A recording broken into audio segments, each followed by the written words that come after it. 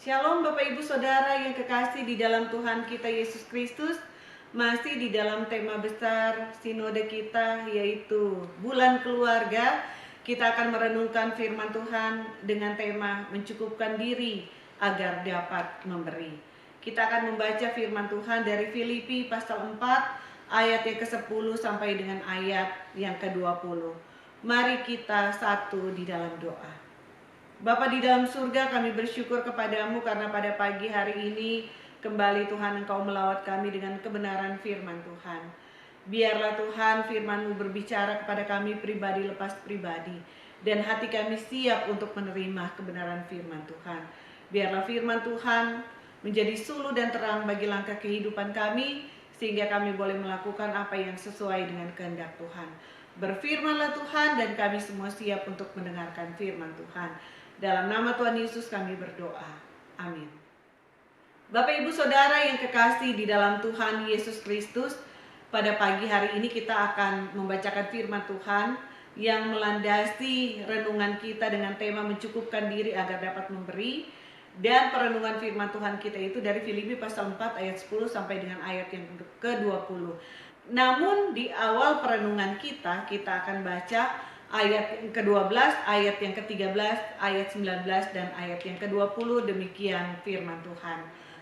Aku tahu apa itu kekurangan, dan aku tahu apa itu kelimpahan. Dalam segala hal dan dalam segala perkara, tidak ada sesuatu yang merupakan rahasia bagiku, baik dalam hal kenyang maupun dalam hal kelaparan, baik dalam hal kelimpahan maupun dalam hal kekurangan. Segala perkara dapat kutanggung di dalam Dia yang memberikan kekuatan kepadaku. Allahku akan memenuhi segala keperluanmu menurut kekayaan dan kemuliaannya dalam Kristus Yesus. Dimuliakanlah Allah Bapa kita selama-lamanya. Amin. Sedemikian jauh pembacaan firman Tuhan. Berbahagialah setiap kita yang mendengarkan firman Tuhan dan melakukan di dalam kehidupan kita hari lepas hari. Jemaat yang kekasih di dalam Tuhan Yesus Kristus, ada ungkapan yang mengatakan bahwa hidup yang bahagia adalah ketika kita merasa cukup dengan apa yang kita miliki. Itu adalah kepuasan yang terindah. Namun janji firman Tuhan lebih daripada ungkapan itu.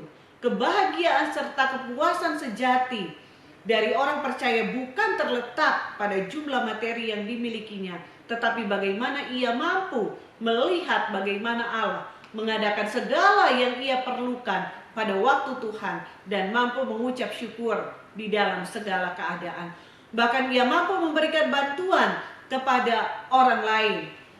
Mungkin bukan di tengah-tengah kelebihannya, tetapi mungkin di dalam kekurangannya. Itulah yang diteladankan dan dituliskan oleh Rasul Paulus dalam suratnya kepada jemaat di Filipi.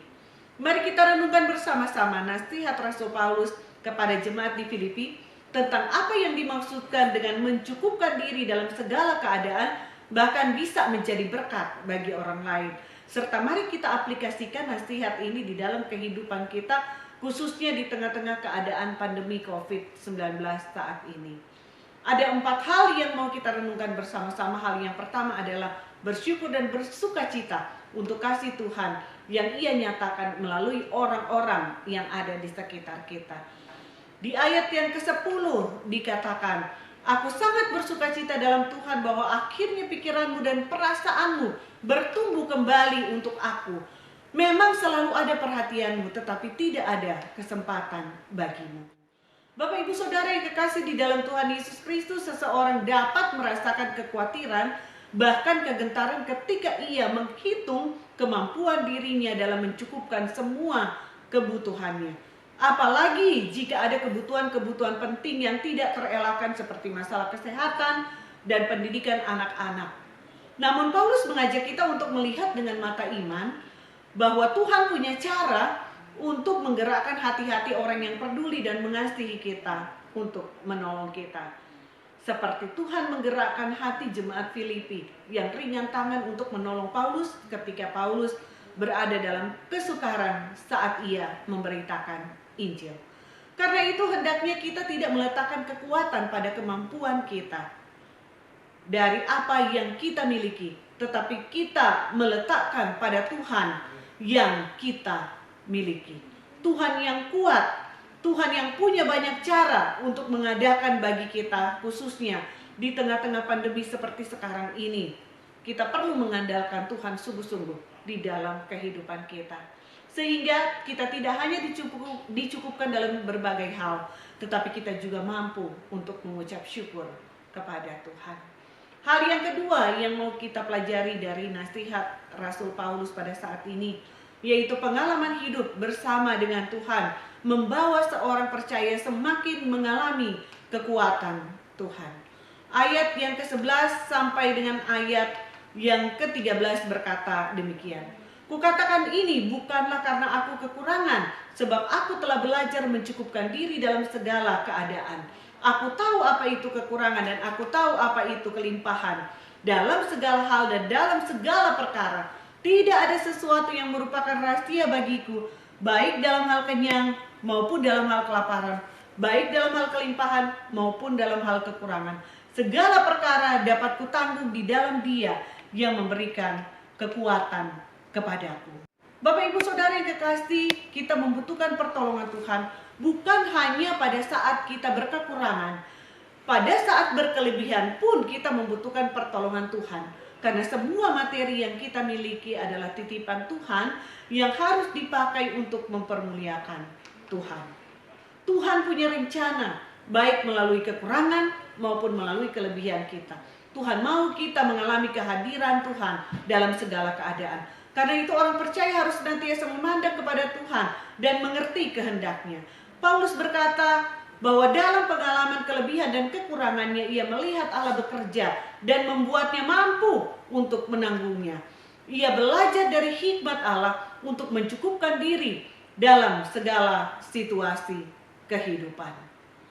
Paulus paham bahwa orang bisa jatuh baik di dalam kekurangan maupun di dalam kelebihan. Karena itu orang percaya perlu memiliki hikmat Allah di dalam mengelola materi yang ia miliki, sehingga sesuai dengan rencana dan kehendak Allah, dan dengan demikian membuatnya selalu berkecukupan.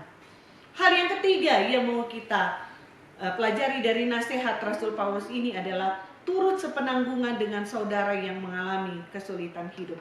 Di ayat yang ke-14 sampai dengan ayat yang ke-16 firman Tuhan berkata, namun baik juga perbuatanmu bahwa kamu telah mengambil bagian di dalam kesusahanku. Kamu sendiri tahu juga, hai orang-orang Filipi, pada waktu aku baru mulai mengabarkan Injil. Ketika aku berangkat dari Makedonia, tidak ada satu jemaat pun yang mengadakan perhitungan hutang dan piutang dengan aku selain daripada kamu. Karena di Tesalonika pun kamu telah 1-2 kali mengirimkan bantuan kepadaku.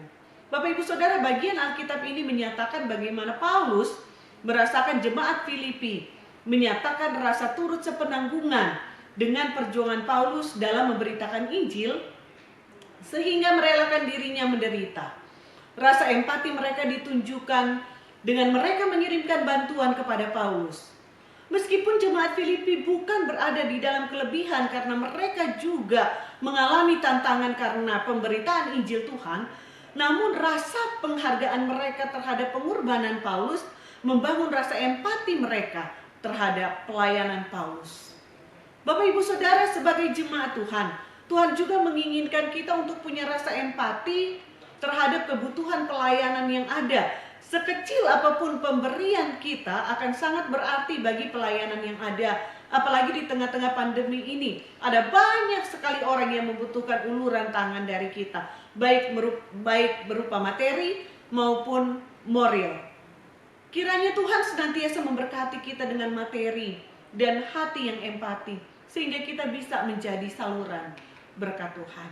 Hal yang keempat yang mau kita renungkan bersama-sama dari nasihat Rasul Paulus ini adalah bukti pertumbuhan rohani melalui pemberian kasih. Ayat yang ke-17 sampai ayat yang ke-18 firman Tuhan berkata demikian. Tetapi yang kuutamakan bukanlah pemberian itu, melainkan buahnya yang makin memperbesar keuntunganmu. Kini aku telah menerima semua yang perlu daripadamu, malahan lebih daripada itu. Aku berkelimpahan karena aku telah menerima kirimanmu dari Epafroditus, suatu persembahan yang harum, suatu korban yang disukai dan yang berkenan kepada Allah. Bapak Ibu Saudara, pemberian secara materi bukanlah ukuran pertumbuhan rohani seseorang. Namun orang yang hatinya dijamah oleh Tuhan akan memberi sesuai dengan berkat yang Tuhan anugerahkan kepadanya. Yang diutamakan Paulus dari suatu pemberian bukanlah jumlahnya, tetapi bukti dari suatu pertumbuhan rohani yang nyata. Orang itu memberi. Paulus berkata bahwa orang yang memberi itu beruntung. Mengapa? Karena dari pemberian orang itu dapat menghitung berkat yang diterimanya dari Tuhan, sekaligus menyaksikan pertumbuhan imannya melalui pemberiannya. Bapak Ibu Saudara, Tuhan akan mencukupkan dengan berbagai cara bagi orang yang rela hatinya untuk memberi bagi kemuliaannya. Di ayat yang ke-19 dan ayat yang ke-20 firman Tuhan berkata, Allahku akan memenuhi segala keperluanmu menurut kekayaan dan kemuliaannya di dalam Kristus Yesus. Dimuliakanlah Allah dan Bapa kita selama-lamanya. Bapak Ibu Saudara yang kekasih di dalam Tuhan Yesus Kristus, kita bisa melihat bersama-sama di sini bagaimana seorang yang bertumbuh secara rohani memberi untuk pekerjaan Tuhan. Dan pemberiannya itu berkenan di hadapan Tuhan karena dia memberi dari berkat yang Tuhan berikan kepadanya dengan hati yang tulus. Dan orang yang memberi ini akan senantiasa beruntung, kata Paulus, karena dia akan dicukupkan oleh Tuhan dengan segala cara. Dan apa yang dia lakukan itu menghasilkan kemuliaan bagi Tuhan. Bapak Ibu Saudara, di bagian yang terakhir ini kita lihat adalah doa dan harapan Paulus bagi jemaat di Filipi, yaitu Allah akan senantiasa memenuhi segala keperluan mereka menurut kekayaan dan kemuliaannya di dalam Kristus Yesus.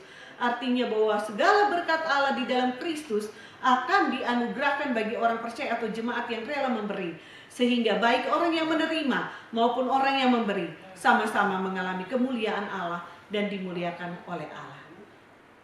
Biarlah melalui firman Tuhan ini kita semua belajar untuk mencukupkan diri kita dengan berkat Tuhan bagi kita.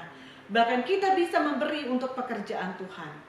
Dengan sungguh-sungguh kita mengerti rencana dan kehendak Tuhan melalui semua berkat yang Tuhan berikan kepada kita, sehingga kita selalu berada di dalam kecukupan. Kiranya firman Tuhan ini boleh memberkati kita semua. Amin. Mari kita satu di dalam doa.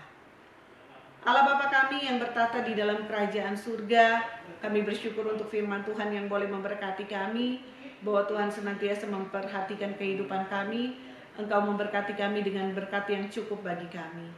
Berikan hikmat kepada kami dan ajari kami Tuhan, untuk senantiasa mengerti rencana dan kehendak Tuhan melalui semua berkat yang Tuhan titipkan bagi kami, sehingga kami boleh kelola Tuhan dan menjadi cukup di dalam kehidupan kami. Karena Tuhan tidak akan memberkati kami dengan lebih atau dengan kurang, tetapi Tuhan memberkati kami untuk mempermuliakan nama Tuhan. Terima kasih Tuhan Yesus. Biarlah Tuhan firman Tuhan ini boleh kami aplikasikan di dalam kehidupan kami, sehingga kami Tuhan boleh juga menjadi berkat bagi orang-orang yang ada di sekitar kami. Bukan karena kami berkelebihan, tetapi karena kami yakin bahwa Tuhan menitipkan berkat-berkat itu melalui kami bagi orang-orang yang Engkau kasihi yang ada di sekitar kami. Ajari kami untuk memiliki hati yang tulus di dalam memberi, dan ajar kami juga Tuhan untuk mendukung pelayanan Tuhan melalui pemberian-pemberian yang boleh kami berikan, karena itu juga berasal daripada Tuhan, dan kami hanyalah hamba dan hanyalah saluran berkat Tuhan. Terima kasih Tuhan Yesus untuk firman-Mu. Terima kasih Tuhan. Amin.